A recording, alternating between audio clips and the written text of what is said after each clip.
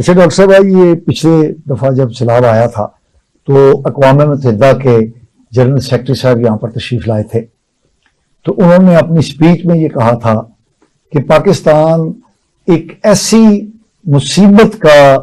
قدرتی آفت کا شکار ہے جس کو لانے میں پاکستان کا کوئی اتنا بڑا ہاتھ نہیں ہے. یعنی یہ جو کلائمیٹ چینج ہے، جو ماحولیات کی تبدیلی ہے، جو موسمیات کی تبدیلی ہے، اس کو تبدیلی لانے میں پاکستان کا اتنا حصہ نہیں ہے جتنا حصہ ترقی یافتہ اقوام کا ہے. اور اس بات کو بنیاد بنا کے انہوں نے ترقی یافتہ ممالک سے اپیل کی تھی کہ پاکستان کی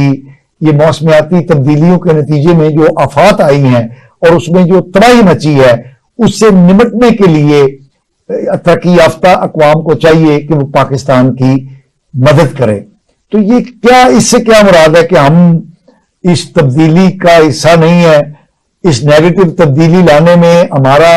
اتنا ہاتھ نہیں ہے جتنا ترقی یافتہ ممالک کا ہے؟ یہ تھوڑا سا اس کو ذرا کھول کر بیان کر دیجئے ہمارے ناظرین کے لیے. جی ضرور، میں اس کو تھوڑا سا ڈفرینٹ حصوں میں تقسیم کر کے آپ کو بتاتی ہوں. پہلی بات یہ ہے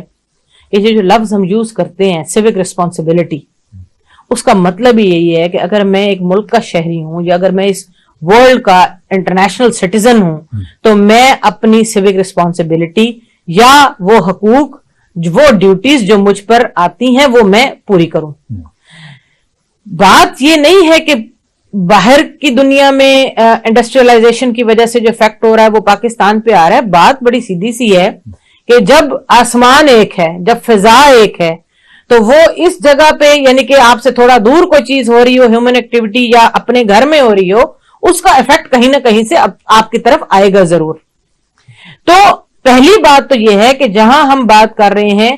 کہ ایکٹیویٹی، ہیومن ایکٹیویٹی ہے، تو اس کے ساتھ ہم ایک لفظ یوز کرتے ہیں، اس کو ہم کہتے ہیں کہ ہم آلٹرنیٹ ویز اپنائیں گے. کہ اگر میں انڈسٹری لگاتی ہوں،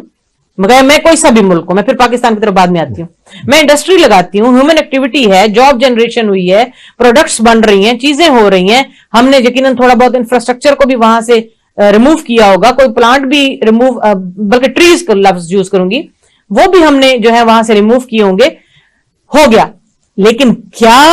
اس انوائرمنٹل جو پولوشن ہوئی ہے یا وہ جو ہم پولوٹنٹ کے طور پہ اس کا حصہ بنے ہیں، ہم نے اس کے آلٹرنیٹ کیا ایسے طریقے اپنائے جنہوں نے اس چیز کو مٹیگیٹ کر دیا، یعنی اس کو بیلنس کیا، اس کو بیلنس اس کے جو منفی اثرات تھے، جی بالکل، اس کو کم کرنے کی کوشش کی. جی بالکل. اچھا، اب اس میں ایک تو وہ بات وہ بتاتی ہوں کہ اور کیا چیزیں ہو سکتی. پھر آتی ہوں میں پاکستان میں. آپ دیکھیے جو ہمارا پاکستان انوائرمنٹل پروٹیکشن ایکٹ ہے، جس کو ہم پیپا 1997 کہتے ہیں، اس میں جب آپ کوئی بھی انڈسٹری یا فیکٹری لگانے جاتے ہیں تو سب سے پہلے رجسٹریشن کے موقع پر آپ وہاں پہ انوائرمنٹل اسیسمنٹ رپورٹ دیتے ہو، ایک کہ یہ میرا بزنس ہے، یہ میری انڈسٹری ہے، یہ فیکٹری ہے، اس میں یہ بناؤں گا، اتنا کاربن جس کو آپ سموک کہتے ہو، وہ سموک جو ہے وہ جائے گا باہر، اتنا ہیزارڈیس ویسٹ ہوگا، اتنا کیمیکل ویسٹ ہوگا، اتنا میں ٹریٹ کر پاؤں گا، اور اتنا میں اس کو ڈسپوز آف کروں گا، اور بڑے اس طریقے سے جو انٹرنیشنل سٹینڈرڈز کے اوپر آتا ہے. اچھا، اب جب ہم وہ رپورٹ جمع کرواتے ہیں تو اس کو دیکھنے کے بعد ہمیں اس کی اجازت مل جاتی ہے. اب بات یہ ہے کہ جب وہ فیکٹری انڈسٹری لگ گئی ہے تو اب اس کو مانیٹر کیا جانا چاہیے. وہ سسٹم نہیں ہے ہمارا مانیٹرنگ کا. دیکھیں، میں بڑے اچھے لفظوں میں یہ کہنا چاہ رہی ہوں کہ یہ جو امپلیمنٹیشن ہے نا بعد میں، اور پھر اس امپلیمنٹیشن کا جو انفورسمنٹ ہے اور مانیٹرنگ ہے، اس کو دیکھا جانا چاہیے. تو میرے خیال میں یہ چیزیں کم ہونا شروع ہو جائیں گی. پھر بات آتی ہے کہ میں اگر یہ سمجھتی ہوں کہ میں یہ تھوڑا سا جو پولوٹ کر رہی ہوں، یہ دوسرے گھر والا جو ہے وہ اس کی رسپانسبلٹی ہوگی کیونکہ وہاں سے زیادہ ہو رہا ہے. تو جب ہر بندہ یہ سوچ میں رہے گا تو وہ تھوڑا تھوڑا کرتے بہت زیادہ ہو جائے گا. تو اس کے لیے میرا یہ خیال ہے کہ ایک تو اویئرنیس کیمپینز ہونی چاہیے. دوسری بات یہ ہے کہ لوگوں کو یہ تعلیم دی جانی چاہیے، ایون ہمارے نصاب میں ہمارے بچوں کو یہ پڑھایا جانا چاہیے کہ پولوشن کیا ہے، انوائرمنٹل پرابلمز کیا ہیں، کلائمیٹ چینج کیا ہے، گلوبل وارمنگ کیا ہے، اور پھر یہ بتانا چاہیے، جس طرح ہم ایک لفظ یوز کرتے ہیں انوائرمنٹل مینجمنٹ. یہ تعلیم، یہ ڈگری اب دنیا میں پڑھائی جا رہی ہے. تو وہ بتائی جانی چاہیے. تو یقیناً چیزوں کو جب کوئی پالیسی میکر بیٹھے گا تو وہ بھی اس کو دیکھے گا, جب کوئی امپلیمنٹ کرے گا لا بنانے کے بعد تو اس کو دیکھے گا, جب کوئی اس کو انفورس کرنے بیٹھے گا تو وہ بھی دیکھے گا. تو یقیناً اس کا ایک پورا, جس کو کہتے ہیں کہ ایک ہیرارکی ہے, کہ اس ہیرارکی میں چلتے ہوئے یہ چیزیں ہوں گی. بٹ میرے لحاظ سے اگر میں as a Javeria, as a citizen of Pakistan, as a world citizen, world community کا حصہ پاکستان کے ہوتے ہوئے اپنے آپ کو کنسیڈر کروں, تو میں یہ کہوں گی کہ میری ایک سٹیزن ہونے کے حوالے سے جو میری رسپانسبلٹی بنتی ہے, وہ چاہے ہیزارڈیس ویسٹ کے حوالے سے ہے, چاہے وہ میرے اپنے کاربن فٹ پرنٹ کے جو میں گاڑی یوز کرتی ہوں, کیا میرے گھر سے ایک گاڑی میں میرے بچے اور میرے ہسبینڈ جاتے ہیں, یا ہم سب الگ الگ گاڑی لے کر جاتے ہیں. تو وہ جو کانسیپٹس آئے ہیں نا کہ شیئرنگ, کہ اگر آپ ایک آفس جا رہے ہیں تو اکٹھے جائیں, اگر آپ ایک جگہ پہ جا رہے ہیں تو اکٹھے جائیں. دنیا میں تو یہ بھی ہے, جو ہمارے آپ نے دیکھا ہوگا, ٹھیک ہے کہ ہمارے پاس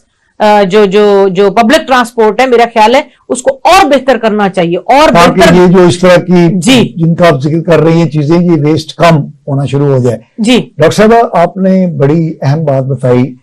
کہ جو انڈسٹری لگتی ہے تو اس کی رپورٹ پہلے سبمٹ کی جاتی ہے کہ کتنا پولوشن جو ہے وہ کاز کرے گی وہ انڈسٹری, اور کتنی اس کا وہ ریسائیکل کر کے وہ انڈسٹری جو ہے اس کو کم کرے گی. ایک بات بتائیے, ہمارے ہاں دیکھنے میں یہ آیا ہے کہ یہ جو ریزیڈینشل اسکیمیں ہیں, ان کا بہت رواج جو ہے وہ فروغ پذیر ہے. ہر بندہ جس کے پاس تھوڑی بہت بھی زمین ہے وہ اس کو کسی نہ کسی ہاؤسنگ سوسائٹی میں کنورٹ کر کے تو آگے اس کو بیچنا شروع کر دیتا ہے. اور ہم یہ دیکھ رہے ہیں کہ آج سے ہمارے دیکھتے دیکھتے آج سے 10 12 14 سال پہلے لاہور کے اندر اور لاہور کے ارد گرد گرینری تھی, باغات تھے, گرین خطے تھے, گھروں میں آبادیوں میں گرینری بہت ہوتی تھی. اور اب ہم دیکھتے ہیں کہ لاہور شہر کے اندر بھی اور لاہور شہر کے باہر بھی یہ کنکریٹ کا اتنا زیادہ استعمال ہو گیا ہے کہ جو لاہور شہر جو ہے اس کا درجہ حرارت جو ہے وہ لگتا ہے کہ جیسے سبی اور جیکب آباد کے برابر ہو جائے گا آنے والے کچھ سالوں کے دوران. تو آپ نے انڈسٹری کا ذکر کیا کہ انڈسٹری جو ہے وہ پولوشن کریٹ کرتی ہے, گرماؤ پیدا کرتی ہے, ویسٹ کریٹ کرتی ہے. تو یہ جو ہاؤسنگ اور اربنائزیشن ہے, جو رہائشی اسکیموں پہ اسکیمیں بنتی چلی جا رہی ہیں, آپ نہیں سمجھتی کہ ماحول میں گرمی پیدا کرنے میں اور موسمیاتی تبدیلی میں یہ جو اس طرح کی ہاؤسنگ کی ریئل اسٹیٹ کی جو انڈسٹری ترقی پا رہی ہے اس کو ہمیں لگامیں دینی چاہیے؟ پاشا صاحب, پہلے تو میں آپ کو پچھلے والا جو آپ نے میرے آنسر پہ جو آپ نے بات کی, میں پہلے اس کو تھوڑا سا جسٹیفائی کرتی چلوں. میرا کہنے کا مطلب یہ تھا کہ یہ سب کچھ ہوتا ہے, لا بنے ہوئے ہیں انڈسٹری کے لیے بھی, لیکن بعد میں انڈسٹری دیکھیں, اب ضروری تو نہیں ہے کہ وہ مینج کر رہے ہیں. اگر ان کو یہ ہو نا کہ آپ نے ایئرلی رپورٹ دینا ہے کہ جی آپ کی کیا انوائرمنٹل جو ہے وہ پولوشن تھی اور کتنا آپ نے اس کو آلٹرنیٹ لگایا, تو میرے خیال میں وہ زیادہ بہتر طریقے سے ہو پائے گا.